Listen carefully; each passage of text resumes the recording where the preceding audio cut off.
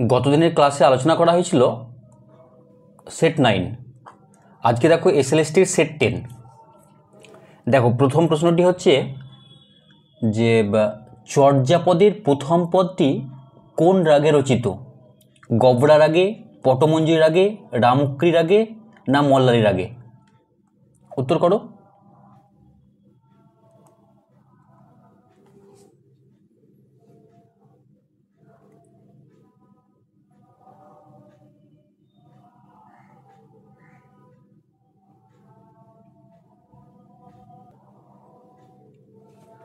চর্যাপদের প্রথম পদটি পটমঞ্জুরি রাগে লেখা।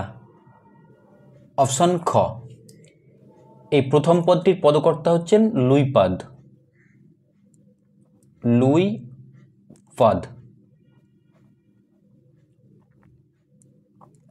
আর চর্যাপদের শেষ পদটি রামক্রী রাগে লেখা, যেটার পদকর্তা হচ্ছেন সবরপা। সবরপা।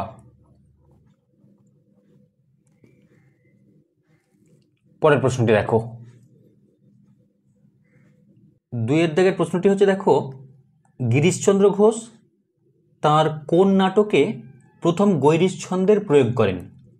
জনা নাটকে, রাবণ বধ নাটকে, অভিমন্যু বধ নাটকে না বুদ্ধচরিতে?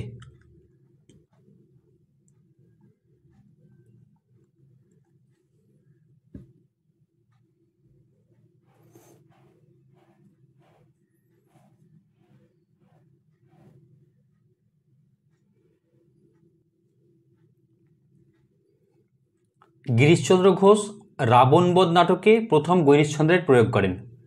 এই রাবণ বধ নাটকটি তাঁর প্রথম মৌলিক পৌরাণিক এবং পূর্ণাঙ্গ নাটক। এটি গ্রন্থাগারে প্রকাশিত হয়েছিল 1881 সালে। আর এই জনা হচ্ছে গিরিশচন্দ্র ঘোষের শ্রেষ্ঠ পৌরাণিক নাটক। এটি গ্রন্থাগারে প্রকাশিত হয়েছিল 1894। 1894। দেখো পরের প্রশ্নটি দেখো, বিভূতিভূষণ বন্দ্যোপাধ্যায়ের পথের পাঁচালী উপন্যাসটি কোন পত্রিকায় প্রকাশিত হয়?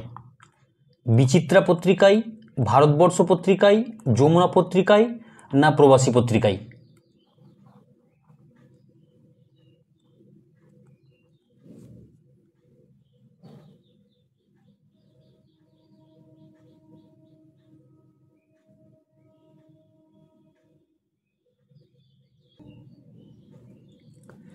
পথের পাঁচালী উপন্যাসটি বিচিত্রা পত্রিকায় প্রকাশিত হয় 1335 আষাঢ় থেকে 1335 শ্রাবণ পর্যন্ত।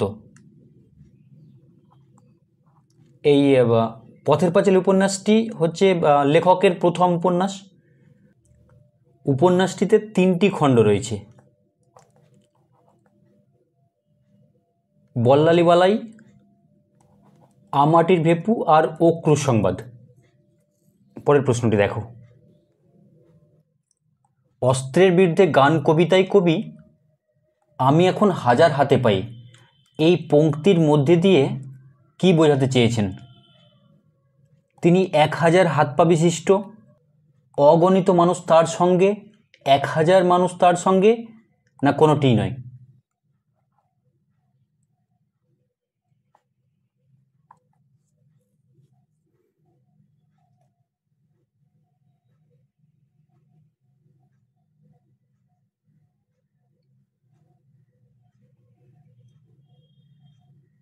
আমি এখন হাজার হাতে পাই বলতে কবি বুঝিয়েছেন অগণিত মানুষ তাঁর সঙ্গে। অপশন খ।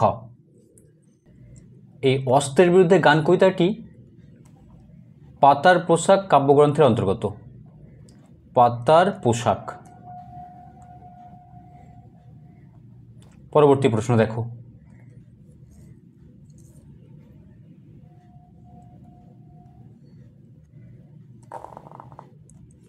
এখানে আকাশ নীল কবিতাটির কবি কে? জসীমউদ্দিন, জীবনানন্দ দাশ, বুদ্ধদেব বসু না সুভাষ মুখোপাধ্যায়?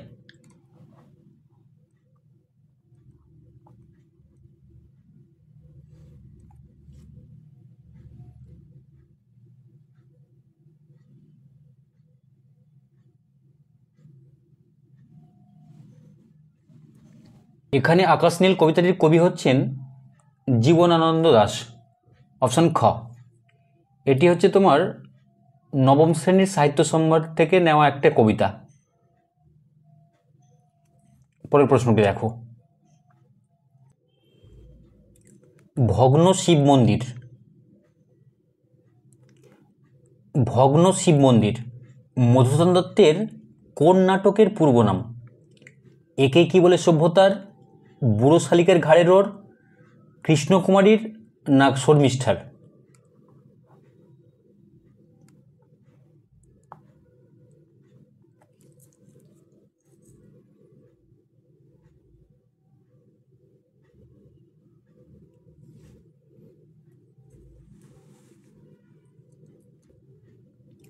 ভগ্ন শিব মন্দির হচ্ছে বুড়ো শালিকের ঘাড়েরও নাটকটির পূর্ব নাম।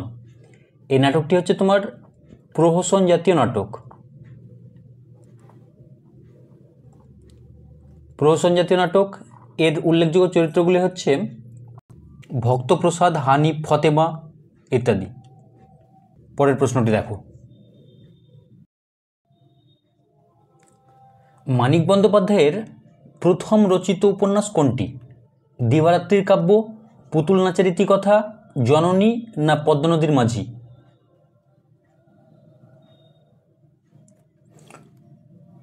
উত্তর করো।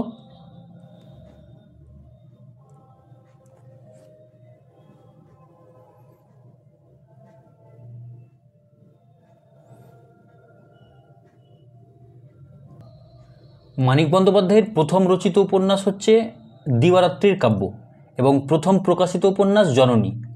এটি প্রকাশিত হয়েছিল তোমার 1935 সালের মার্চ মাসে,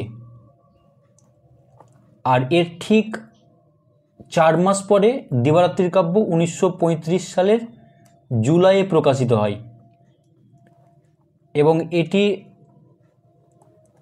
রচিত হয়েছিল 1928-এ। পরের প্রশ্নটি দেখো, দুদিকে মাঠঘাট জলে ডুবিয়ে গিয়েছিল, বাক্যে রেখাঙ্কিত জলে পদটি কোন কারক? কর্মকারক, অপাদানকারক, করণকারক নাকি কর্তৃকারক?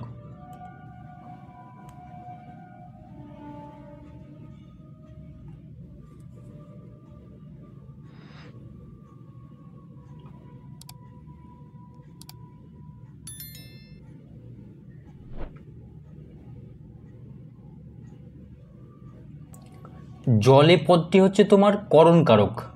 এই জলের দ্বারা মাঠঘাট ডুবিয়া গিয়েছিল। নেক্সট, কর্মবাচ্য ও ভাববাচ্যের কর্তাকে কি কর্তা বলা হয়? নিরপেক্ষ কর্তা, অনুক্ত কর্তা, উক্ত কর্তা নাকি উহ্য কর্তা?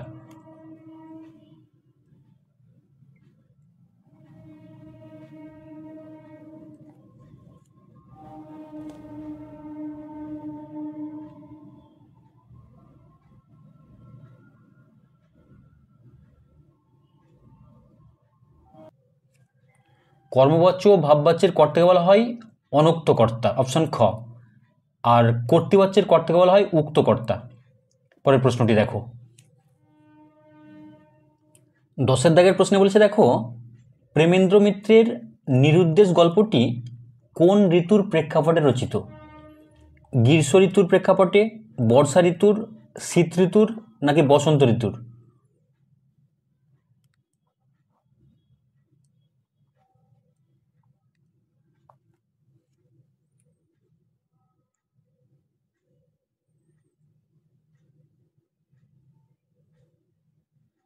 নিরুদ্দেশ গল্পটি শীত ঋতুর প্রেক্ষাপটে রচিত। গল্পে দেখবে যে গল্পটা শুরু হয়েছে, দিনটা ভারী বিশ্রী, শীতের দিনে বাদলার মতো এত অস্বস্তিকর আর কিছু বোধ হয় না, এভাবেই শুরু হয়েছে। এই নিরুদ্দেশ গল্পটি হচ্ছে তোমার সামনে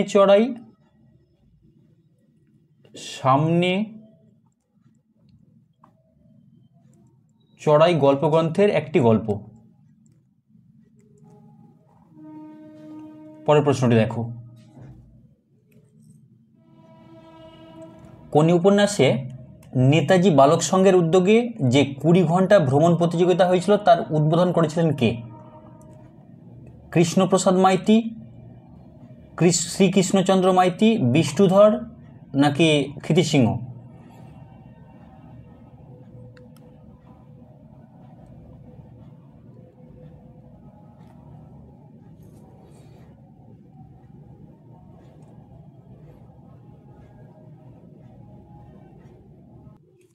ভ্রমণ প্রতিযোগিতাটির উদ্বোধন করেছিলেন শ্রীকৃষ্ণপ্রসাদ মাইতি, অপশন ক। নেক্সট, 12 দাগে বলেছে দেখো, রমা যোশী কোথাকার সাঁতারু ছিল? গুজরাটের, পাঞ্জাবের, মধ্যপ্রদেশের নাকি মহারাষ্ট্রের?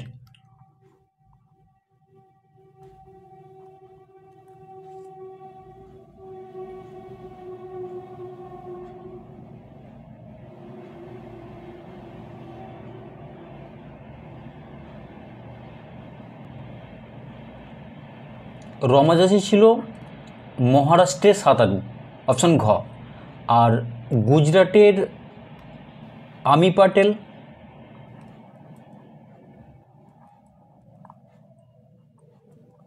আর এই পাঞ্জাবের ছিল মনজিৎ কাউর। মনজিৎ কাউর। পরের প্রশ্নটি দেখো, কাঁচি, চকমকি, দারোগা, বাবুর্চি এই শব্দগুলি কোন ভাষার শব্দ? ফার্সি, তুর্কি, পর্তুগিজ না ওলন্দাজ?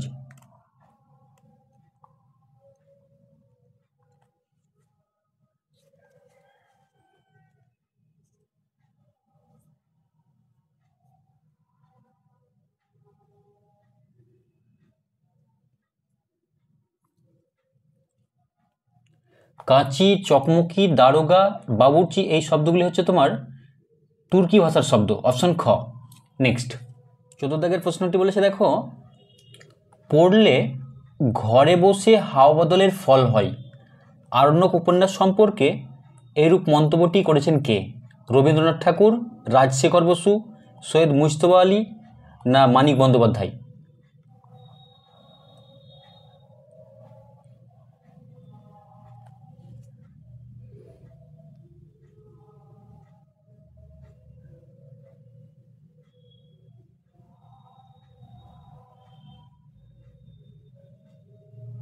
পড়লে ঘরে বসে হাওয়া বদলের ফল হয় আরণ্যক উপন্যাস সম্পর্কে এরূপ মন্তব্য করেছেন রাজশেখর বসু, অপশন খ। পরের প্রশ্নটি দেখো, বিভূতিভূষণ বন্দ্যোপাধ্যায়ের কোন উপন্যাসকে মহাকাব্যিক উপন্যাস বলা হয়? পথের পাঁচালীকে, অপরাজিতাকে, আরণ্যককে না ইছামতিকে?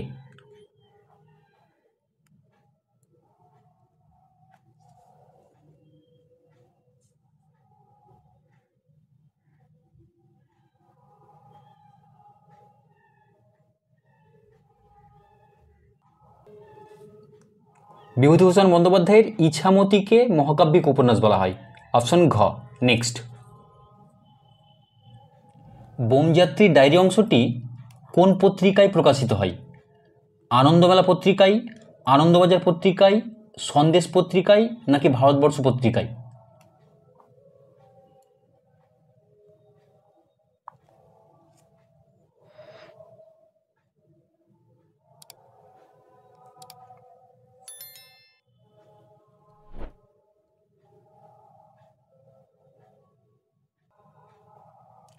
বোমযাত্রীর ডায়েরি অংশটি সন্দেশ পত্রিকায় প্রকাশিত হয়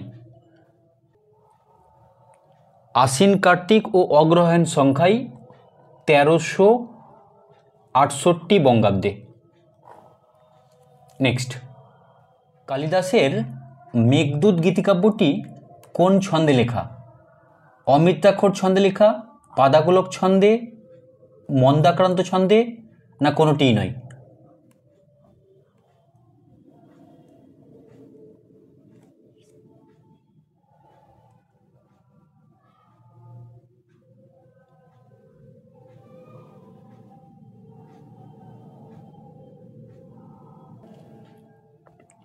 মেঘদূত গীতিকাব্যটি মন্দাক্রান্ত ছন্দে লেখা, অপশন গ। নেক্সট, 18 দাগে বলেছে দেখো, কালিদাসের মেঘদূত গীতিকাব্যটির কটি খণ্ড? 2টি, 3টি, 4টি নাকি 5টি?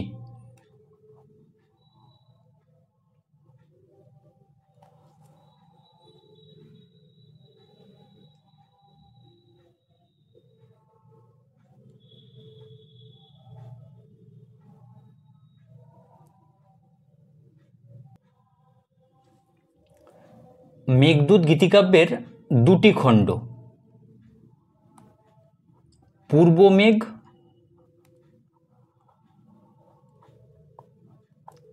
ও উত্তর মেঘ।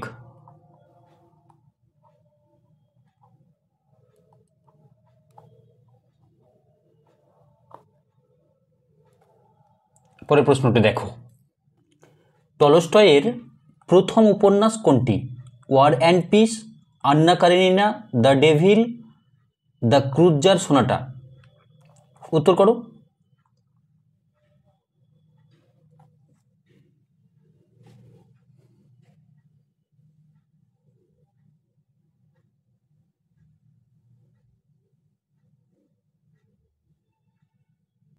নেপোলিয়নের যুদ্ধের পটভূমিকা রচিত ওয়ার অ্যান্ড পিস হচ্ছে টলস্টয়ের প্রথম উপন্যাস। এটি গ্রন্থাগারে প্রকাশিত হয়েছিল তোমার 1869-এ। পরের প্রশ্নটি দেখো, 20 দাগের প্রশ্ন বলেছে দেখো, লুক বিফোর ইউ লিভ এর সঠিক বাংলা অনুবাদটি হবে, জোরজার মুল্লুক তার, ধর্মের কল বাতাসে নড়ে, যেমন কর্ম তেমন ফল, ভাবিয়া করিও কাজ।